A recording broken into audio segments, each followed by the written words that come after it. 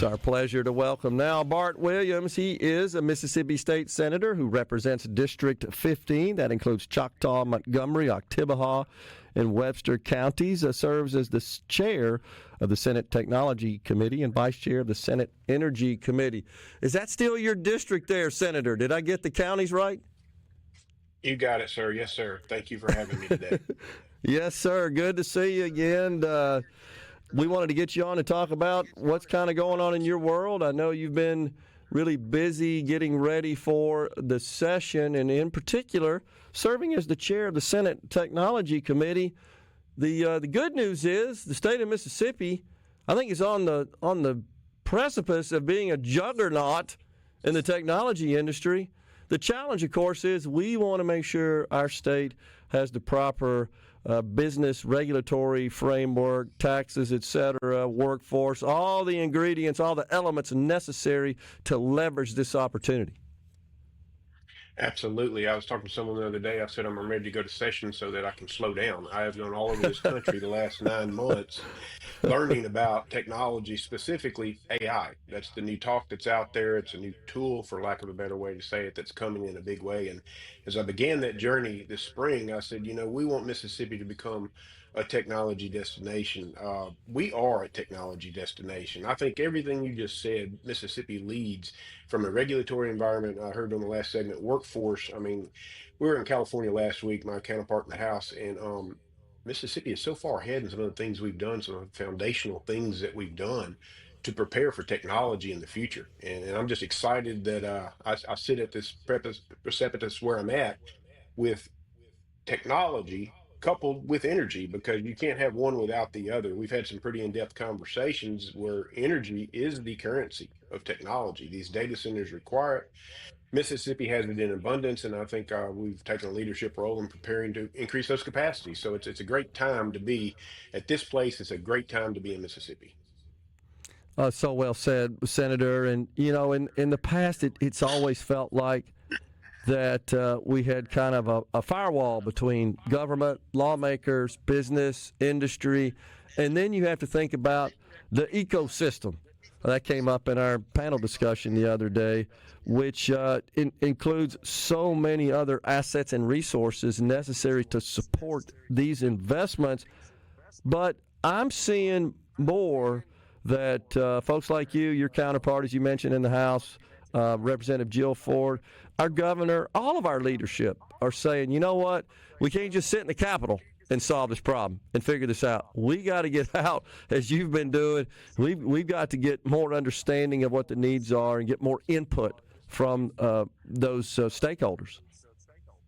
That's absolutely correct. What you hit on it first there, I think the collaborative effort that we have, the world is seeing us in Mississippi as going the same direction. We've got the executive branch taking leadership roles in economic development projects. You've got the legislature coming beside them to complement what they're doing. We've got the developers that are out there in the community, and we all see this coming. Even locally here in my district, I see our universities, our cities, and our counties working together, and we can accomplish so much more when we're not at odds with each other. And that's just, again, it's a great environment to be in. It doesn't mean we don't get in the room and have disagreements to try to figure out the best way forward. That's Sure. part of the minutia of making this, but collectively at the end of the day, I think we're all complementing each other as we try to move forward, and we see the opportunity that we have.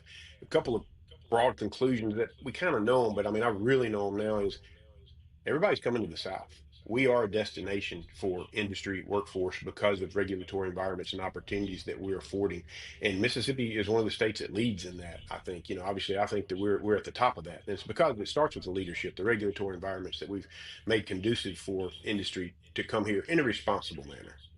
Yeah, there's no doubt about it. Well, we got the session right around the corner. From all of this work you've been doing in this interim period between the sessions, have you come to any conclusions on what you're going to be working on? It's legislation, policy, et cetera. Kind of tackling that from two places, if you will. Had the opportunity to spend some time with the leadership in the Senate a few weeks ago, and I think top of mind, we're going to look at Workforce and these things as far as technology, obviously going to be in my wheelhouse more, I think. But I think that the leadership, we're going to be looking at healthcare, a lot of things around that to talk about it that are very important. We've got the PERS situation that we'll be talking about, trying to solidify that. I think there's been some good movement made in that area. Also, infrastructure and making sure we can assure that our infrastructure needs are being taken care of. And I think we're going to have some tax conversations. I think those are kind of the priorities as we head into session. And been here 4 years. This will be my fifth session. Nothing goes exactly straight like you want. We kind of get diverted in different things when we get in session, which is not bad. It's just what happens. But I Yeah. think if we approach session, those are kind of where leadership priorities are. From my perspective, technology and energy. Artificial intelligence. That's the thing we've had a lot of conversations about. How do we create guardrails? When do we create guardrails? We're going to have a lot of conversations about that and hopefully get all the stakeholders together and find out the best way to, from a policy perspective, protect our people, and we want to do that, but at the same time keep an environment that's conducive for industry to thrive and come in and do these things that we want to do. So that's the challenge. That's what we've got to juggle and figure it out as we go forward. Senator, I know you mentioned that you've been traveling a fair amount, just trying to gain a deeper understanding of all these dynamics that are affecting really the whole world, but Mississippi is not excluded from that. Is there anything you're learning from other states, lawmakers in other states, that you feel like you could incorporate in your work here? Absolutely. There are a lot of things I think we've taken away from our visits. It's great to go get in environments with fellow policymakers and from red states and blue states to get their perspectives. The simple conclusions that I'm drawing is let's not, to speak to the AI question, let's not be in a hurry to regulate what we don't understand. Knee-jerk reactions. I think there's some overlying regulatory things. Colorado's got a bill that goes into effect in 2 years. It's not being received Hmm. favorably. There was one in Hmm. California that was vetoed that people in California said, industry said it could have crippled industry. So at the same time, public safety is top of mind with us. We need to be cautious as we go forward in doing that. Uh, I think that's a critical thing as we go forward. Another thing I've kind of learned, and I don't know exactly how to say this the right way, with AI, we're really not sure exactly how to do that yet. That's why I'm cautious on trying to Sure. regulate yet. It's coming. You back up to the late 90s, you were there, .com, all these things are happening, which were great. AI, I think, we're in that genesis of it, or at least the infant stage of it, if you will, as we go Yeah. forward. I akin it to a silhouette in a room. We know there's something there. We can see the shadow, and it will, as time goes by, the sun rises, we'll start to get clarity. And I think we'll know when to come in and create those guardrails as they go forward. Yeah, and the challenge, of course, as you and I have discussed, is we need reasonable regulations, but we don't want to over-regulate to the point where we impede innovation. That's exactly right. And one of the things out there I caution us, and I'll caution my peers in the dome against, is trying to regulate fear of something that is not reality. We're in a world, the tech world's one of those worlds that's you can look at Hollywood and go good or bad. The Terminators, the iRobots, they kind of paint the picture of the what ifs that haven't happened. Mm-hmm. Again, if we can see it coming, we want to try to ward it off. Don't get me wrong, but I look at technology as good for mankind. There's more good than bad than comes out of it. We're creatures. We're designed after the Creator, and He was an innovator. He created us, right? We're designed that way, and I think that's a great thing. And I think Yeah, AI yeah, will. It just takes us leap years ahead.